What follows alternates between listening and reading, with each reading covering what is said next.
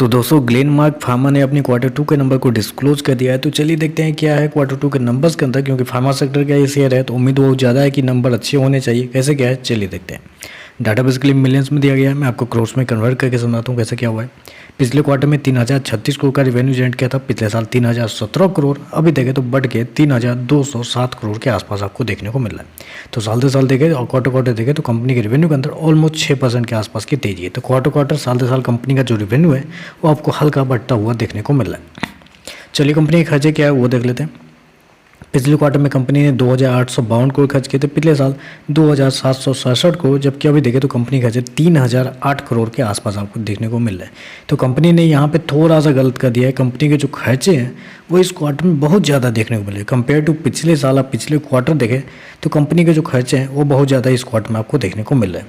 और ऐसा नहीं है कि किसी पर्टिकुलर जगह पे कंपनी ने खर्च किए हैं बहुत ज़्यादा, थोड़ी जगह जैसे एम्प्लॉय बेनिफिट पे कंपनी के खर्चे थोड़े ज़्यादा हो गए हैं पिछले क्वार्टर पिछले साल से।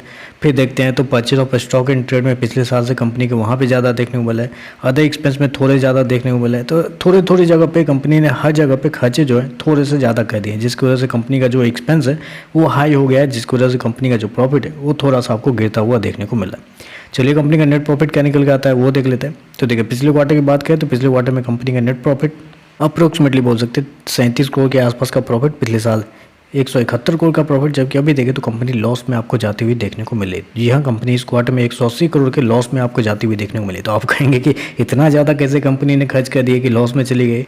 तो उतना भी ज़्यादा खर्च नहीं किया है, यहाँ पे कंपनी की तरफ से एक्सेप्शनल आइटम इस क्वार्टर में थोड़े लग गए हैं, जिसकी वजह से कंपनी का जो प्रॉफिट है वो गिरता हुआ देखने को मिला है। 325 करोड़ कंपनी ने इस क्वार्टर में एक्सेप्शनल आइटम में कहीं पर भी गवा दिए हैं, जिसकी वजह से कंपनी का जो प्रॉफिट है वो आपको लॉस में जाता हुआ देखने को मिला। हालांकि इस क्वार्टर में कंपनी ने टैक्स के रूप में देखें तो टैक्स के रूप में कंपनी को पैसे बहुत कम लगे हैं पिछले क्वार्टर पिछले साल की वजह से, लेकिन ओवरऑल अगर इस क्वार्टर में कंपनी एक्सेप्शनल आइटम नहीं देती तो कंपनी का प्रॉफिट मैनेजेबल हो सकते थे। लेकिन यहाँ पे कंपनी का एक्सपेंस भी ज़्यादा है, ऊपर से कंपनी ने एक्सेप्शनल आइटम भी ऐड कर दिया है। तो मेरे हिसाब से ये थोड़ा सा गलत है कंपनी के शेयरधारकों के लिए। चलिए कंपनी का EPS क्या है वो देख लेते हैं। तो देखिए पिछले क्वार्टर की बात करें तो पिछले क्वार्टर में कंपनी का EPS 4 रुपये 80 पैसे का था, पिछले साल 3 रुपये 80 पैसे, अभी देखें तो 4 रुपये 21 पैसे के आसपास आपको देखने को मिला है। तो ओवरऑल अगर मैं नंबर को समराइज करूँ तो देखिए नंबर कुछ खास नहीं लग रहे हैं। बेसिकली देखिए नंबर अच्छे होने चाहिए थे। फार्मा सेक्टर का ये शेयर है, उम्मीद बहुत ज़्यादा थी, लास्ट का समय चल रहा है सीजन का, तो उम्मीद थी कि नंबर अच्छे आने चाहिए। कंपनी ने रेवेन्यू उतना ज़्यादा नहीं दिया, 6% के आसपास का ग्रोथ है। 6% ग्रोथ दिखाने के बावजूद भी कंपनी एक्सपेंस हाई कर लेती है और ऊपर से एक्सेप्शनल आइटम भी ऐड कर लेती है। तो देखते हैं मार्केट कैसे ऐड करेगा, लेकिन मेरे हिसाब से थोड़ा सा नेगेटिव रिएक्शन हो सकता है मार्केट के द्वारा देखने को मिल सकता है। तो चलिए बस आज के लिए बस इतना ही। वीडियो पसंद आए तो लाइक कीजिएगा, साथ में साथ चैनल को सब्सक्राइब जरूर कीजिएगा। धन्यवाद।